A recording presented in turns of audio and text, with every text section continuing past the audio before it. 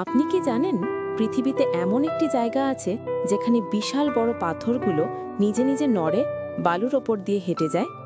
এই স্থানটির নাম ডেথ ভ্যালি, আমেরিকার ক্যালিফোর্নিয়ায় অবস্থিত এক বিশাল মরুভূমি। আর এই অদ্ভুত ঘটনাটিকে বলা হয় দ্য সেলিং স্টোনস বা রেস ট্র্যাক প্লায়া মিস্ট্রি।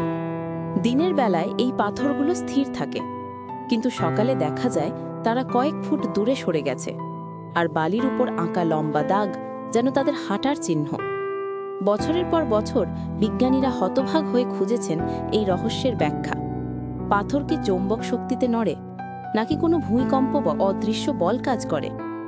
কেউ কেউ একে অলৌকিক ঘটনা বলেও দাবি করেছেন, কিন্তু শেষ পর্যন্ত বিজ্ঞানীরা আবিষ্কার করলেন এক আশ্চর্য সত্য। রাতের বেলায় ডেথ ভ্যালিতে তাপমাত্রা এত নিচে নেমে যায় যে বালির ওপর জমে যায় এক পাতলা বরফের স্তর।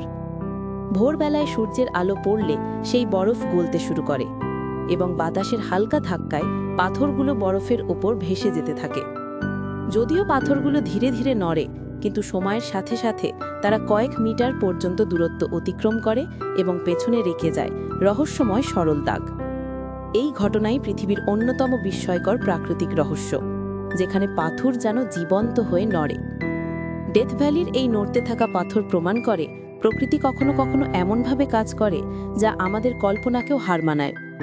আপনার কি মনে হয়, এই ঘটনা কি শুধু প্রাকৃতিক, নাকি এর পেছনে আছে আরও অজানা রহস্য?